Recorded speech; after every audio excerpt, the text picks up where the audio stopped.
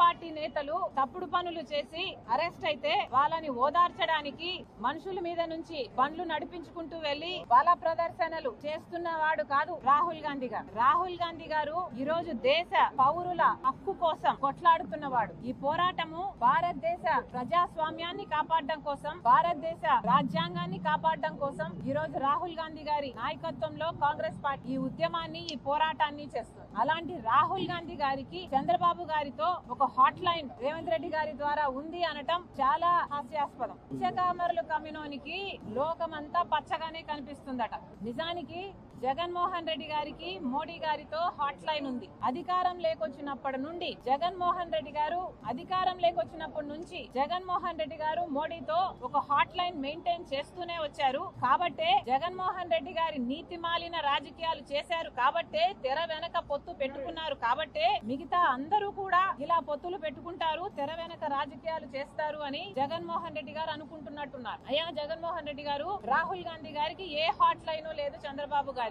ఈ అష్యూరెన్స్ మేము చాలా ఖచ్చితంగా ఇవ్వగలం. కానీ జగన్మోహన్ రెడ్డి గారు, మీరు అష్యూరెన్స్ ఇవ్వగలరా? మీకు మోడీ గారితో, అమిత్ షా గారితో హాట్ లైన్ లేదన్న అష్యూరెన్స్ మీరు బైబిల్ మీద ప్రమాణం చేసి మీరు అష్యూరెన్స్ ఇవ్వగలరా? మీరు ఇవ్వలేరు. ఎందుకంటే మీరు మోడీ మెడలు వంచి ప్రత్యేక హోదా తీసుకొస్తాను అని అధికారం లేకొచ్చిన మీరు ఆ రోజు నుంచి అదే మోడీకి మెడలు వంచి ఎన్నో సార్లు కాళ్ళకు దండాలు పెట్టారు. ఎన్నో సార్లు బీజేపీకి ఏ బిల్లుకు కావాలంటే ఆ బిల్లుకు మద్దతు ఇచ్చారు. గంగవరం పోర్టు సైతం ఇలాంటి ఎన్నో ప్రాజెక్టులు మోడీ మనుషులకు కట్టబెట్టారు. మోడీ మనుషులు అంటే బీజేపీ వాళ్ళకంటే ఆఖరికి ఎంపీ పదవులు కూడా ఇచ్చారు జగన్మోహన్ రెడ్డి గారు. మరి హాట్ లైన్ ఉన్నది ఎవరు? జగన్మోహన్ రెడ్డి గారికి మోడీ గారితో, అమిత్ షా గారితో హాట్ లైన్ లేదా? దీని హాట్ లైన్ అనరా? దీన్ని ఏమంటారు? దీని అక్రమ పొత్తు అంటారా, లేక రాజకీయ వ్యభిచారము అంటారా? ఏమంటారు? జగన్మోహన్ రెడ్డి గారు సమాధానం చెప్పాలి. అంతేకాదు జగన్మోహన్ రెడ్డి గారు నిన్న ఒక బాధ్యత గల హోదాలో ఉన్న ఏఐసిసి ఆంధ్రప్రదేశ్ ఇన్ఛార్జ్ మణికం ఠాగూర్ గారి గురించి చాలా చులకన చేసి ఎవడు వాడా అన్నట్టుగా మాట్లాడాడు. ఇది ఎంత జగన్మోహన్ రెడ్డి గారికి సభ్యత, సంస్కారము ఏవి లేవు అన్నది మరోసారి జగన్మోహన్ రెడ్డి గారే నిరూపించుకున్నారు. కానీ జగన్మోహన్ రెడ్డి గారు మణికం ఠాగూర్ గారు అడిగిన సవాలుకైతే సమాధానం ఇంతవరకు చెప్పలేదు. మణికం ఠాగూర్ గారు చాలా స్పష్టంగా, మీకు దమ్ముంటే మోడీ గారి మీద, మోడీకి వ్యతిరేకంగా మీరు పోరాటం చేయండి అని ఒక సవాల్ విసరడం జరిగింది. మరి జగన్మోహన్ రెడ్డి గారు, మీరు మోడీకి వ్యతిరేకంగా పోరాటం చేసే దమ్ము జగన్మోహన్ రెడ్డి గారికి ఉందా? జగన్మోహన్ రెడ్డి గారికి ఆ దమ్ము లేదన్న విషయం 5 సంవత్సరాలుగా దేశ ప్రజలు చూస్తూనే ఉన్నారు. మోడీ గారికి దత్తపుత్రుడిగా మారింది జగన్మోహన్ రెడ్డి గారు.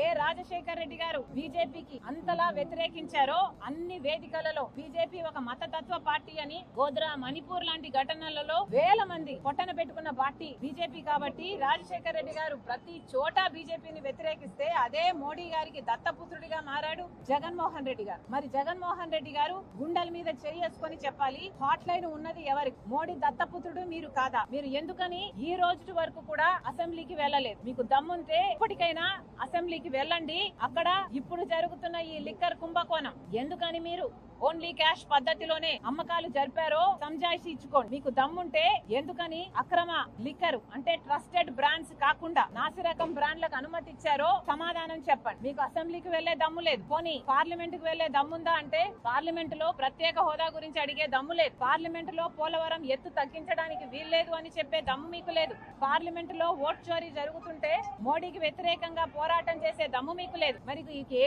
మరి మీరు ఎందుకున్నట్టు? మీరు అసెంబ్లీకి పోరు, మీరు పార్లమెంట్ కు పోరు, మరి మీ పార్టీ ఎందుకున్నట్టు? మీ పార్టీ ఇదొక పార్టీ, మీదొక అజెండా, సిగ్గుండాలి కదా. పార్టీ నేతలు తప్పుడు పనులు చేసి అరెస్ట్ అయితే వాళ్ళని ఓదార్చడానికి మనుషుల మీద నుంచి బండ్లు నడిపించుకుంటూ వెళ్లి బల ప్రదర్శనలు చేస్తున్న వాడు కాదు రాహుల్ గాంధీ గారు. రాహుల్ గాంధీ గారు ఈ రోజు దేశ పౌరుల హక్కు కోసం కొట్లాడుతున్నవాడు. ఈ పోరాటము భారతదేశ ప్రజాస్వామ్యాన్ని కాపాడడం కోసం, భారతదేశ రాజ్యాంగాన్ని కాపాడడం కోసం ఈ రోజు రాహుల్ గాంధీ గారి నాయకత్వంలో కాంగ్రెస్ పార్టీ ఈ ఉద్యమాన్ని, ఈ పోరాటాన్ని చేస్తుంది. అలాంటి రాహుల్ గాంధీ గారికి చంద్రబాబు గారితో ఒక హాట్ లైన్ రేవంత్ రెడ్డి గారి ద్వారా ఉంది అనటం చాలా హాస్యాస్పదం. పచ్చకామరుల కమ్యూనోనికి లోకమంతా పచ్చగానే కనిపిస్తుందట. నిజానికి జగన్మోహన్ రెడ్డి గారికి మోడీ గారితో హాట్ లైన్ ఉంది. అధికారం లేకొచ్చినప్పటి నుండి జగన్మోహన్ రెడ్డి గారు జగన్మోహన్ రెడ్డి గారు మోడీతో ఒక హాట్ లైన్ మెయింటైన్ చేస్తూనే వచ్చారు. కాబట్టే జగన్మోహన్ రెడ్డి గారి నీతి మాలిన రాజకీయాలు చేశారు. కాబట్టే తెర వెనక పొత్తు పెట్టుకున్నారు. కాబట్టే మిగతా అందరూ కూడా ఇలా పొత్తులు పెట్టుకుంటారు, తెర వెనక రాజకీయాలు చేస్తారు అని జగన్మోహన్ రెడ్డి గారు అనుకుంటున్నట్టున్నారు. అయ్యా జగన్మోహన్ రెడ్డి గారు, రాహుల్ గాంధీ గారికి ఏ హాట్ లైన్ లేదు చంద్రబాబు గారితో. ఈ అష్యూరెన్స్ మేము చాలా ఖచ్చితంగా ఇవ్వగలం. కానీ జగన్మోహన్ రెడ్డి గారు, మీరు అష్యూరెన్స్ ఇవ్వగలరా? మీకు మోడీ గారితో, అమిత్ షా గారితో హాట్ లైన్ లేదన్న అష్యూరెన్స్ మీరు బైబిల్ మీద ప్రమాణం చేసి మీరు అష్యూరెన్స్ ఇవ్వగలరా? మీరు ఇవ్వలేరు. ఎందుకంటే మీరు మోడీ మెడలు వంచి ప్రత్యేక హోదా తీసుకొస్తాను అని అధికారం లేకొచ్చిన మీరు ఆ రోజు నుంచి అదే మోడీకి మెడలు వంచి ఎన్నో సార్లు కాళ్ళకు దండాలు పెట్టారు. ఎన్నో సార్లు బీజేపీకి ఏ బిల్లుకు కావాలంటే ఆ బిల్లుకు మద్దతు ఇచ్చారు. గంగవరం పోర్టు సైతం